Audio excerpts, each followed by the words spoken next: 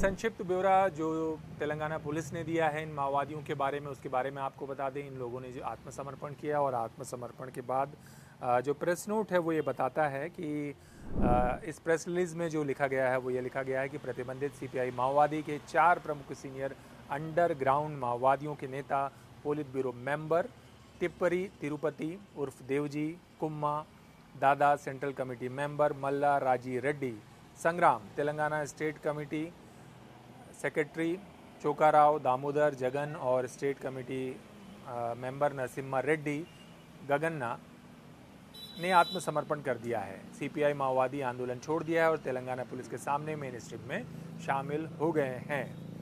इन्होंने कहा है कि सीपीआई माओवादियों को एक बड़ा झटका है और पुलिस ब्यूरो मेंबर के साथ साथ जो तेलंगाना स्टेट कमेटी की ऑर्गेनाइजेशन है वो पूरी बॉडी अब खत्म हो गई, यानी कि तेलंगाना राज्य अब नक्सल मुक्त हो गया है, क्योंकि इस बॉडी के जो भी शीर्ष कमांडर्स थे, शीर्ष लीडर्स थे, उनके आत्मसमर्पण की वजह से अब उनको चलाने वाला कोई नहीं बचा। इस वजह से तेलंगाना स्टेट मानकर चल रहा है कि वो महाराष्ट्र की तरह ही नक्सल मुक्त हो गया है। इसके साथ आगे वो लिखते हैं कि तेलंगाना स्टेट कमेटी सेक्रेटरी बड़े चोकर राव दामोदर जगन और state committee member Nune Narasimha Reddy उर्फ गगन्ना उर्फ सन्नू दादा आज फिर मेन स्ट्रीम में शामिल हो गए हैं। तिपरी तिरुपति देवजी कुम्मा दादा सीसीएम, पोलित ब्यूरो मेंबर मल्ला राजा रेड्डी, संग्राम और साथ ही ये चारों लोग जिनके नाम हैं, ये इन सभी ने पुलिस की मौजूदगी में, डीजीपी की मौजूदगी में इन्होंने आत्मसमर्पण का विकल्प चुना है। और ये लोग 44 साल से, खासतौर पर देवजी 44 साल से नक्सल संगठन में था। संग्राम 46 साल से था, यानी कि 1 साल पहले देवजी से वो नक्सल संगठन में शामिल हो चुका था। और करीब चोक्का राव उर्फ दामोदर 28 साल से नक्सल संगठन में था और गगन्ना वो 36 साल से नक्सल संगठन में सक्रिय था। ये दोनों दामोदर और गगन्ना, इनकी मौजूदगी की लगातार सूचना मुलुगु के नज़दीक कर्रेगुट्टा के पहाड़ों पर मिलती रही थी। सिलसिलेवार सालों इन्होंने छत्तीसगढ़ और तेलंगाना के बॉर्डर पर कई बड़े ऑपरेशन का मुकाबला भी किया और कई बड़ी घटनाओं को अंजाम भी दिया। ग्रेहाउंड फोर्स ने कई बार छत्तीसगढ़ के बॉर्डर में दाखिल होकर इन नक्सलियों की तलाश में भी कई ऑपरेशन चलाए हैं। अगर आप इन क्षेत्रों से जुड़ी खबरों पर नज़र रखते होंगे तो आपको इनकी गतिविधियां और इनकी ताकत का अंदाज़ा होगा कि किस तरह से ये छत्तीसगढ़ और तेलंगाना की सीमा में सबसे मजबूत कॉरिडोर के लीडर रहे हैं। तो इनकी सैन्य दक्षता, ट्रेनिंग, लीडरशिप का खात्मा इस आत्मसमर्पण के साथ हो गया है। आगे जो इस प्रेस नोट में बताया गया है वो ये बताया गया है कि जो शुरुआती ज़िंदगी थी किसकी, देवजी की, उसमें ये बताते हैं कि देवजी ने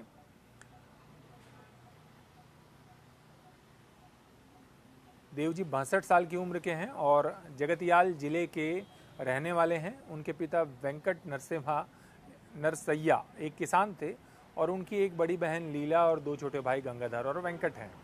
देवजी के परिवार की जो शुरुआत हुई वो 1991 में, जब वो नक्सल संगठन के ज़रिए गढ़चिरौली आते हैं। वहाँ पर एक महिला जिसका नाम सुजन्ना है, जो कि नक्सल संगठन में ही थी, उसके साथ देवजी शादी करते हैं और उसके बाद जो है, जो उनकी पत्नी है, उसकी एक ऑपरेशन के दौरान, ऑपरेशन पुलिस नक्सली मुठभेड़ के दौरान मौत हो जाती है 2020 में महाराष्ट्र के गढ़चिरौली ज़िले में। और इसके बाद ये पता चलता है कि जो देवजी हैं वो कई पीपुल्स वार 1978 में CPI-ML पीपुल्स वार ऑर्गेनाइज की गई थी, जगतियाल यात्रा। उस दौरान इस यात्रा के ज़रिए वो क्रांतिकारी आंदोलन का हिस्सा बने, उससे अट्रैक्ट हुए और 1982 के आसपास पीपुल्स वॉर में शामिल हुए और अप्रैल 1994 में उन्हें गणपति, जो कि मोपल्ला लक्ष्मण राव, जो अब तक लापता हैं, जिनके बारे में कहा जाता है कि अब लगभग यही वो सबसे बुज़ुर्ग नेता बाकी हैं जो नक्सल संगठन के महासचिव रहे हैं, जिन्हें अब तक पकड़ा नहीं जा सका है। लेकिन ये लंबे समय से महासचिव का दायित्व और पोलित ब्यूरो सहित तमाम सक्रिय गतिविधियों से बाहर रही है। लेकिन ये मोस्ट वांटेड नक्सली अब भी हैं, पर इसके बारे में अब तक कोई सुराग नहीं है पुलिस के पास।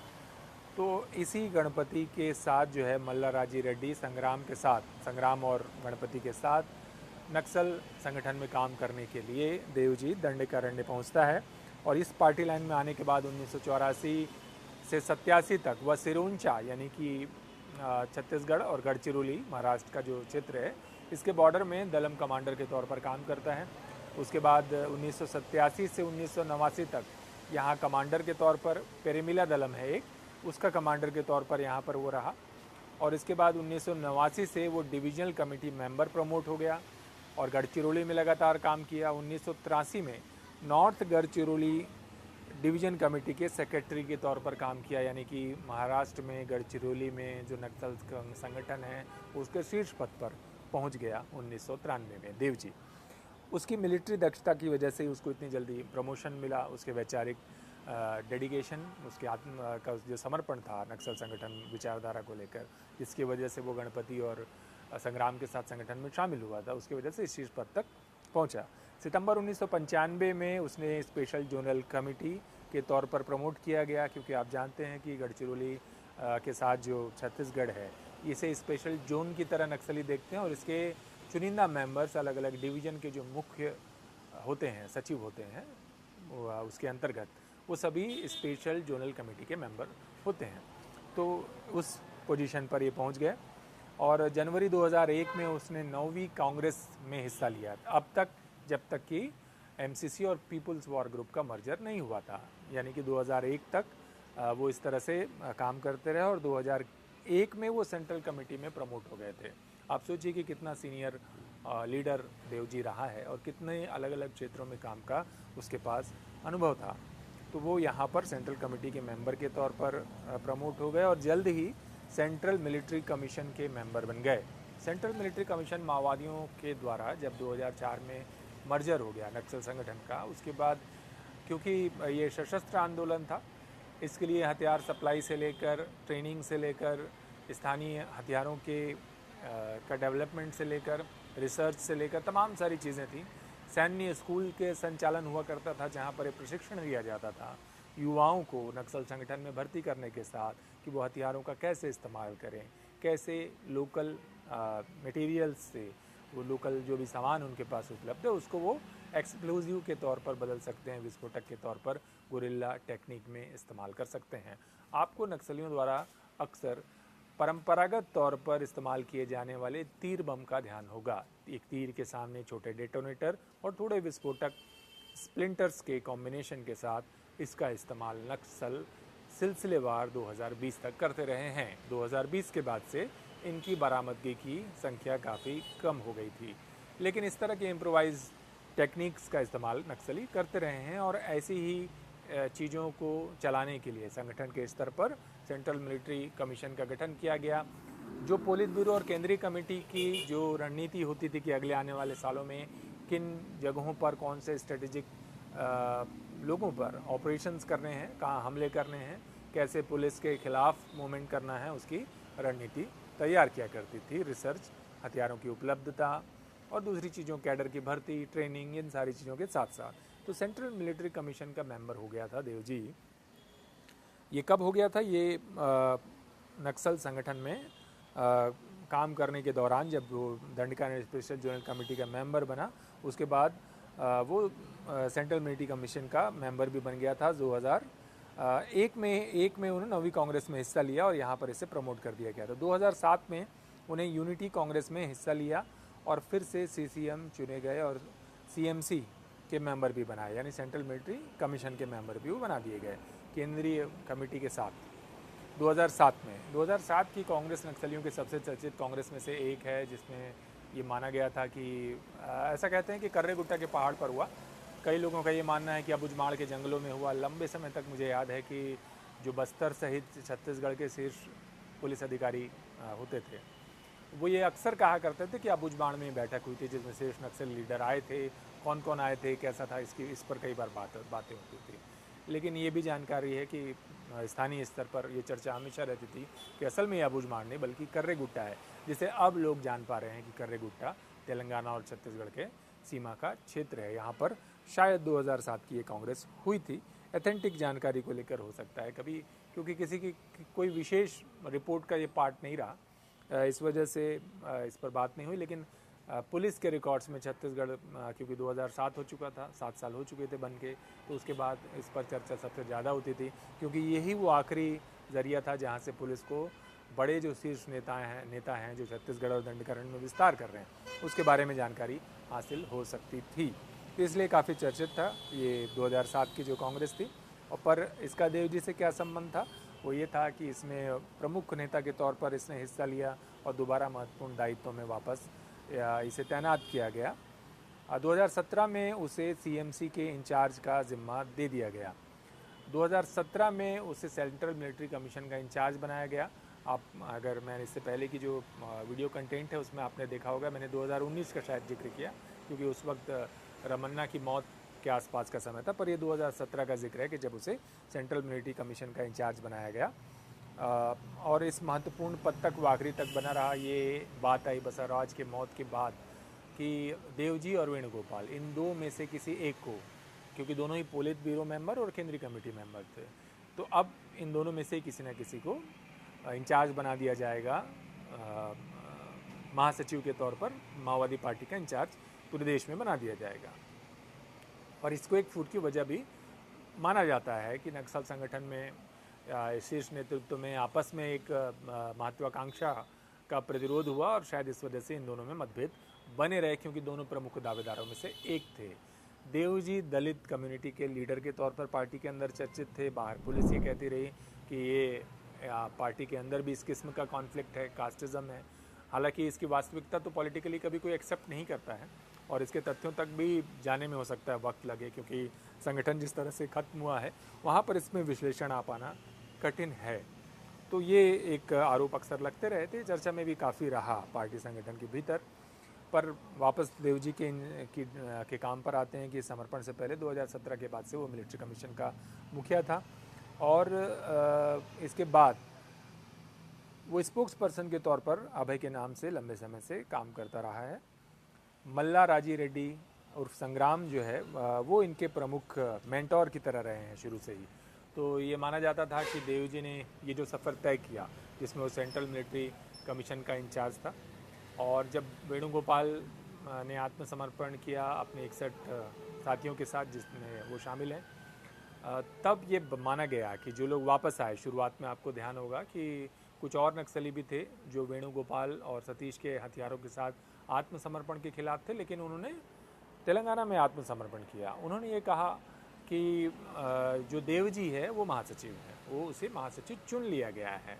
लेकिन गणेश उइके, जिसकी बाद में मुठभेड़ में मौत हो गई, उड़ीसा स्टेट कमेटी का सचिव था, उसके साथ साथ जो पूर्वी रीजनल ब्यूरो है माओवादियों का, ईस्टर्न रीजनल ब्यूरो, जिसमें पश्चिम बंगाल, झारखंड जैसे क्षेत्र शामिल हैं, यहाँ के माओवादियों ने भी इसका विरोध किया और कहा कि इस बात की हमें कोई जानकारी नहीं है और बिना जानकारी के इस तरह के पत्राचार या इस तरह के बयान पार्टी संगठन की परंपरा के विरुद्ध हैं। तो इसका मतलब था कि देवजी को महासचिव नहीं बनाया गया था, लेकिन कई पार्टी के शीर्ष नेता उसकी कमांड को ही प्रमुख मानते थे। तो ये पूरा देवजी का सफ़र है। संग्राम ने भी इसी तरह से मल्ला राजी रेड्डी 76 वर्ष की उम्र है और शास्त्रीपल्ले गांव मंथनी मंडल पेड्डापल्ली का रहने वाला था। और उसके बाद उसने 1975 में निर्मला से शादी की थी, उसकी बेटी भी है एक, और पीपुल्स वॉर में 1982 में शामिल हुए ये लोग, और 1998 में चंदनार जंगल इलाके नारायणपुर ज़िले में इसकी मौत हुई। किसकी? इनकी जो बेटी थी स्नेहलता को जन्म देने के बाद, निर्मला की, माफ़ कीजिएगा, निर्मला की फिर उसके बाद मौत हो गई थी यहाँ पर। बाद में जनवरी 2001 में मज्जी बिजी सुगुना संगीता से इसने दोबारा शादी की, जो मज्जी मेंद्री गांव बेदरे बीजापुर ज़िले की रहने वाली थी। अब यह नेशनल पार्क एरिया में सक्रिय रही है। जो मूवमेंट की एंट्री हुई किसकी? संग्राम की 1971 में। उसने इंटरमीडिएट की पढ़ाई पूरी की। 1974 में RSU में शामिल हुए और उसके बाद मल्ले जोला कोटेश्वर राव किशन जी के साथ मंथनी शहर के JNM रैली में हिस्सा लिया और यहाँ से पार्टी की आइडियोलॉजी से मोटिवेट हुए और संगठन में शामिल हुए। 1974 में कोरतुला जगतियाल में उन्हें गिरफ्तार किया गया था। संग्राम एक बार गिरफ्तार हो चुका है और 77 में उसको रिहा भी किया गया था। पर 1978 से 1980 तक गोवरी थानी कोल बेल्ट एरिया में ऑर्गेनाइज़र के तौर पर काम किया। पार्टी लाइन जो अलग अलग सेक्टर्स तय कर रही थी जहाँ पर नक्सल संगठन तैयार किया जा सकता है, उसकी ही जिम्मा था। तो 78 से 80 तक यहाँ पर ये सक्रिय हुए। 1980 में अल्टरनेट डिस्ट्रिक्ट के रूप में जिम्मेदारी दी गई और वहाँ पर भोपाल पट्टनम एरिया कमेटी में इनको भेजा गया। 1981 में डीवीसीएम के रूप में प्रमोट हुआ और वो गढ़चिरौली उनका ट्रांसफ़र हुआ। 1985 में उन्हें डीवीसीएम गढ़चिरौली इलाके में प्रमोट किया गया और लगभग ये देखिए इनका समय लगभग देव जी के साथ साथ चलता हुआ दिखाई देता है। और ये दंडकारण्य कमेटी का पहला सेक्रेटरी बना 1987 में। एससीएम के तौर पर प्रमोट किया गया और फॉरेस्ट कमेटी का सेक्रेटरी और दंडकारण्य कमेटी का पहला सेक्रेटरी बना था। फिर पार्टी लाइन में आगे चलते रहे और कई अलग अलग राज्यों में कई महत्वपूर्ण जिम्मेदारी इसने संभाली। और इसके साथ ही साथ जो है तमिलनाडु, केरल, महाराष्ट्र, कर्नाटक, इन क्षेत्रों का साउथ वेस्ट रीजनल ब्यूरो का हेड बनाया गया, जहां बाद में गणेश उइके ने भी काम किया। आपको ध्यान होगा गणेश उइके जिसको उड़ीसा में मौत हुई थी। तो ये कई महत्वपूर्ण पदों में रहे और 2004 में जो मर्जर हुआ था उसके Maoist communist centre of India MCCI के मर्जर से जो बनी थी पार्टी उसमें भी ये ऑर्गेनाइज़र के तौर पर काम किए और 2007 में इनको पोलित ब्यूरो का मेंबर बनाया गया। जिस समय सेंट्रल मिलिट्री कमीशन के सदस्य के तौर पर देव जी काम कर रहा था तब ये पोलित ब्यूरो तक पहुंच चुके थे। और इसके बाद 2010 से 16 तक छत्तीसगढ़ उड़ीसा सीमा पर स्पेशल जोनल कमेटी सेक्रेटरी के तौर पर काम इन्होंने किया। कई बड़े नेताओं को उनको गाइड करने की जिम्मेदारी इनकी थी इस क्षेत्र में, कहाँ उड़ीसा, मध्य प्रदेश, छत्तीसगढ़ के बॉर्डर में और अलग अलग राज्यों के सीमावर्ती क्षेत्रों में सीनियर लीडर्स को जितना भी है वो ये लगातार गाइड करते रहे। तो ये प्रमुख रोल था संग्राम का और आखिरकार इसने देव जी के साथ आत्मसमर्पण कर दिया। इसी तरह से दामोदर की भी कहानी है और दामोदर ने भी लंबे समय से नॉर्थ तेलंगाना एरिया में आंदोलन को अपना जारी रखा। इस क्षेत्र में अलग अलग घटनाओं को उसने अंजाम दिया था और इसका जिक्र उसके जीवन का परिचय मिलता है क्योंकि तेलंगाना से संबंधित है, तो इसलिए मैं आपको बहुत ज़्यादा इसके बारे में नहीं बताता। लेकिन आप ये समझिए कि दामोदर मोस्ट वांटेड नक्सलियों में था और पिछले 2 सालों में बहुत ज़्यादा तो ऑपरेशन नहीं हुए, लेकिन पुलिस दामोदर के पीछे लगातार तेलंगाना की पुलिस लगी हुई थी क्योंकि ये माना जा रहा था कि अगर तेलंगाना स्टेट कमेटी के सेक्रेटरी का आत्मसमर्पण होता है तो ऐसी स्थिति में तेलंगाना में नक्सल संगठन ख़त्म होगा। और आपको ध्यान है कि तेलंगाना में क्योंकि माओविस्ट आइडियोलॉजी का एक बड़ा क्षेत्र है, एक अंडर स्ट्रीम एक लाइन है जहाँ पर ये एक माना जाता है कि ये जो नक्सल मूवमेंट है ये कानून और व्यवस्था से उपजा हुआ संघर्ष है। तो एक सहानुभूति पूर्वक रवैया एक समुदाय विशेष का, एक ग्रुप्स का, अलग अलग ग्रुप का इनके प्रति होता है। तो इस वजह से तेलंगाना हमेशा इन शीर्ष नेताओं के लिए न केवल के जन्म लेने वाली जगह रही है और साथ ही साथ इन शीर्ष नेताओं के वापसी के बाद वहाँ इनके बेहतर पुनर्वास का विकल्प, वैचारिक पुनर्वास के विकल्प की जगह भी रही है। ये चाहते हैं कि अगर ये तेलंगाना में लौटते हैं तो इनके लिए इस तरह की सम्मानजनक समाज में वापसी की संभावना ज़्यादा दिखाई देती है। और शायद इसी वजह से इन लोगों ने, इन माओवादियों ने तेलंगाना को विकल्प के तौर पर चुना और वहाँ आत्मसमर्पण करने का रास्ता खोजा। पर इस आत्मसमर्पण ने साफ कर दिया है कि मध्य भारत में अब सिर्फ माओवादी नेताओं में कोई भी नक्सल नेता नहीं बचा है जो नक्सल संगठन को आगे चला सके। तो ऐसे में सरकार का जो संकल्प है उसके करीब 23 दिन पहले कह लीजिए ये नक्सल संगठन मध्य भारत में लगभग ख़त्म हो गया है। मध्य और दक्षिणी भारत में, क्योंकि केरल कर्नाटक में भी बहुत मजबूत स्थिति अब नहीं है। केरल कर्नाटक तमिलनाडु के कॉरिडोर में भी नक्सल कोशिश करते रहे हैं यहाँ पर गतिविधियों को चलाने की, तो वहाँ पहले ही कोई शीर्ष नेतृत्व नहीं रहा है। यही लोग जाकर अक्सर वहाँ पार्टी को तैयार करने का काम करते थे। तो बड़े क्षेत्र से नक्सल जो शीर्ष नक्सल नेता हैं उनका खात्मा हो गया है। इस आत्मसमर्पण के साथ सरकार की एक डेडलाइन के नज़दीक पहुंचने का 90% से अधिक का काम पूरा हो गया है। धन्यवाद।